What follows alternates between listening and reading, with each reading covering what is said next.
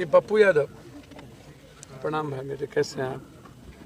ये जो ये मामला जो है दोनों छपरई वाला जो रसलपुर थाना वाला, इसको तो आप अपने से मॉनिटरिंग कर रहे होंगे, मेरे ख्याल से नॉलेज में तो होगा ही।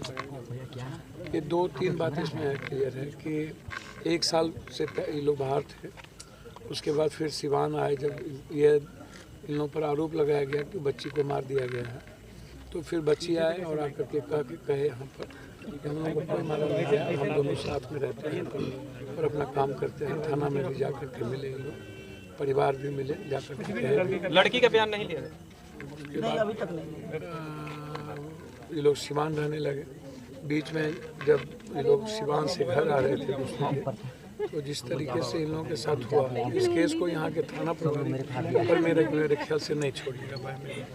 इसको आप अपने से पर्सनली एक SIT टीम बैठा दीजिए। जो घटना जो हम सारा वीडियो भी भेज देते हैं आपको, इस घटना में एक SIT टीम बैठा दिया जाए, और जो दबंग लोग हैं जिन लोगों ने सीने पर चढ़ के जैसे मारा है, या उसके बाद इस घटना के बावजूद भी उस परिवार पर आके फायरिंग करना, और थाना प्रभारी का सीधा कहना था जब घटना के बाद भी गए, एक तो उस बच्ची का बयान नहीं लिया, और फिर जब गए किसी संगठन के साथ तो उन्होंने साहब कहा कि यहाँ वो लोग मजबूत और दबंग लोग हैं, आप लोग गाँव छोड़ के चले जाइए। तो अब इस केस को थाना प्रभारी से तो नहीं भाई मैंने, अब किसी DSP के अंडर दे करके इस केस को पर्सनली देखवा दिया। ये मेरा आगे एक सगे भाई का रिक्वेस्ट है कि इस केस को, अब बच्ची हमारी बेटी हो, अपने घर की बहन हो, तो इसको आप ही देख सकते हैं, मैं इससे ज़्यादा नहीं कर सकता हूँ। इस केस को आप जस्टिस करा दीजिए। इस बच्ची के साथ 7 महीने की प्रेगनेंसी है ये, और कोई नहीं बचा, उस बच्ची का तो कोई नहीं बचा, घर भी से चले गए, यहाँ से भी चले गए, तो अब न्याय आप इसको करवा दीजिए भाई, मेरा रिक्वेस्ट है आप। ठीक है ब्रदर, ठीक। देखिए पप्पू यादव जी किस तरह से रो रहे हैं, दिखाइए कैसे आंखों में आंसू भरे हुए, पूरा भावुक हैं। दिखाइए, पहली बार कोई आया है यहाँ पर, अभी तक कोई यहाँ नहीं आया है इंसाफ के दिलाने के लिए, लेकिन पप्पू यादव जी यहाँ पहुंचे हुए हैं। दिखाइए उस लड़की को भी, रवि जी दिखाइए, दिखाने की कोशिश कीजिए उस लड़की को। पप्पू यादव जी काफी भावुक हो गए हैं और रो भी रहे हैं।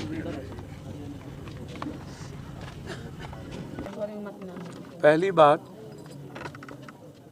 आज़ाद हिंदुस्तान के 57-58 के बाद क्या आज़ादी से जीने की, किसी को मुस्कुराने की, किसी के विचारों की स्वतंत्रता की, किसी की निजी लाइफ पर, जो मैं बार बार कहता हूँ, इस देश में 4 आदमी 4 वर्ग को जीने का राइट है।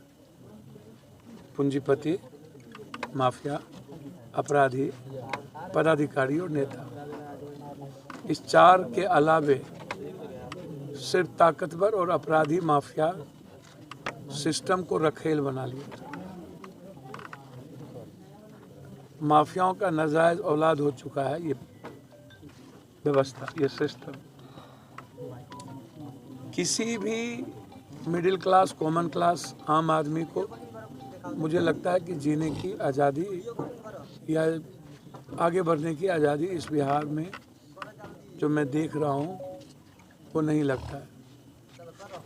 हम लगातार ऐसी घटना, सुबह से शाम एक दूसरे जात को गाली देना, एक दूसरे के विचारों को नीचे दिखाना, एक दूसरे के धर्म को गाली देना, एक दूसरे के मजहब को गाली देना, कभी गीता पर सवाल करना, तो कभी कुरान पर करना, तो कभी रामायण पर करना, तो कभी भाषा पर करना।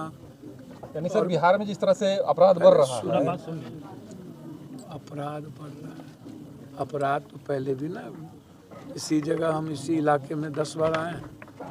मर्डर और घटना तो आम बात है, डर नहीं है, ना समाज का डर है माफियाओं को और न पदाधिकारियों का डर है। दूसरी सबसे बड़ी बात है, ये जो पदाधिकारी हैं माफिया, ये कंप्लीट रूप से जमीन, शराब, बालू, ऐसे चीज़ों में नेताओं के साथ इन्वॉल्व, और हमेशा से न्याय के बारे में देखा गया है वो प्रभावित हो जाता है पैसा और वोट की राजनीति में।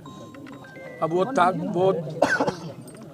वो ताकतवर लोग, मुझे लगता है कि जो MLA हैं, MP हैं, मंत्री, एक तो यहाँ के MLA, MP, मंत्री को सिवाय जाति के, सिवाय हिंदू मुसलमान के, सिवाय नफरत की भाषा के, दूसरी बात आती ही नहीं है। कंप्लीट रूप से पहले भी समाज में इतनी बड़े बड़े विभत्स घटना घटी, कभी आपने यहाँ के एमएलए एमपी को जाते देखा?